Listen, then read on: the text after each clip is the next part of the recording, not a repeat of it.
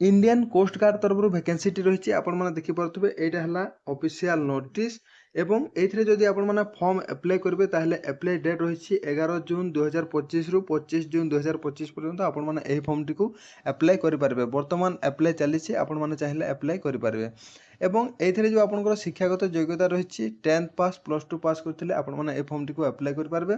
ता सहित ए job T permanent job बहुत भलो जॉब।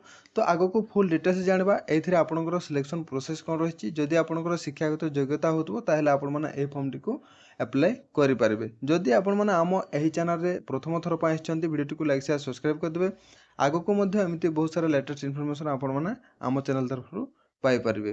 तापर जानबा एजुकेशनल क्वालिफिकेशन विषय रे एठी आपण माने देखि परथबे आपण जदि नेविक जनरल ड्यूटी रे फॉर्म अप्लाई करबे ताहले आपनकर एजुकेशनल क्वालिफिकेशन रहिछि +2 पास। ता सहित आपनकर जो सब्जेक्ट रहिछि मैथ एवं फिजिक्स एटा थिबाउ पड़िबो।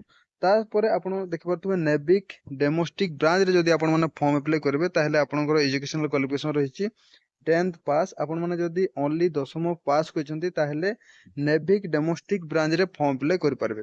तापर यांत्रिक रे जदि आपण माने फॉर्म अप्लाई करबे ताहले आपण रो diploma electrical mechanical electronics telecommunication तो आपण इंजीनियरिंग रो 3-4 वर्ष रो कोर्स करथाउ पड़िबो। तापर जानिबा बयस विषय एठी आपण माने देखि परथबे आपनकर जो बयस रहिछि 18 वर्ष रो 22 वर्ष एथिरे एज रिलैक्सेशन मध्ये रहिछि एससी एसटी ओबीसी कैटेगरी जदि आपण माने बिलोंग्स करछंती ताहले आपण मानो पई एज रिलैक्सेशन मध्ये रहिछि।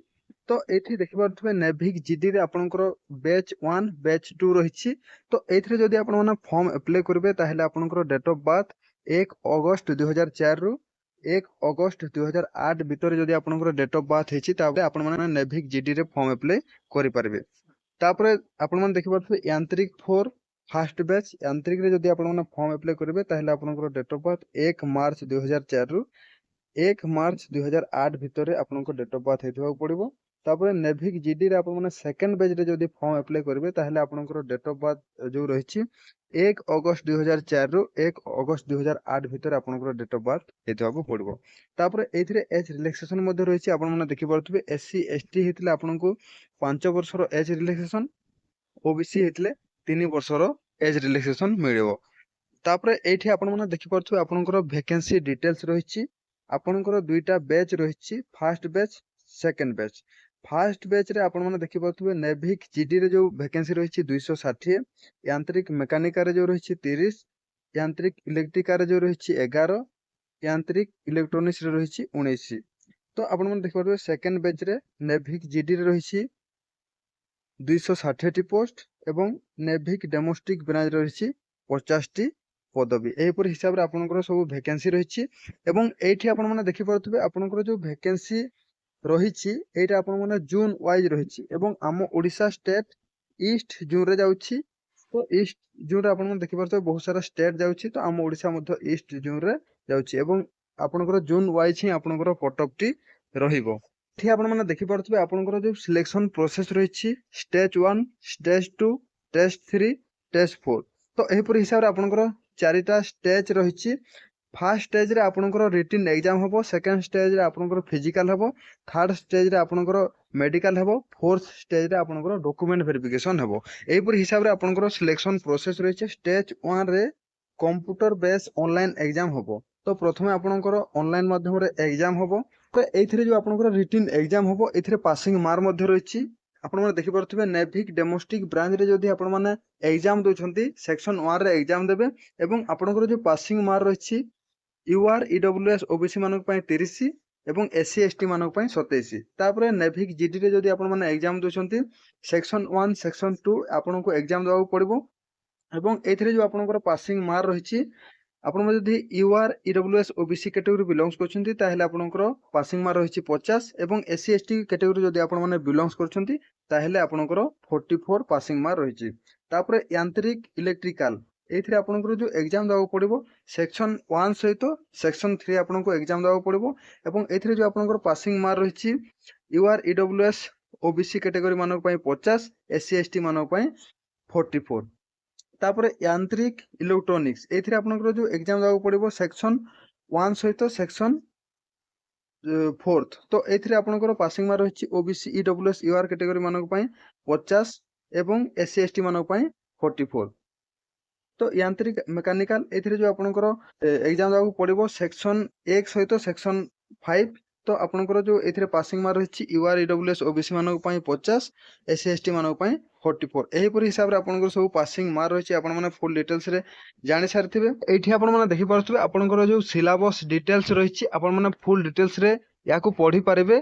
तो एही PDF टी मु टेलीग्राम चैनल रे सेंड कर देबी आपण माने सेटू डाउनलोड करके फुल डिटेल्स से सब किछि देखि पारिबे। तो एही परि हिसाब रे आपनकर सिलेक्शन प्रोसेस आपनकर पासिंग मार्क आपनकर एजुकेशनल क्वालिफिकेशन बयस आपण माने सब किछि जानि सारथिबे।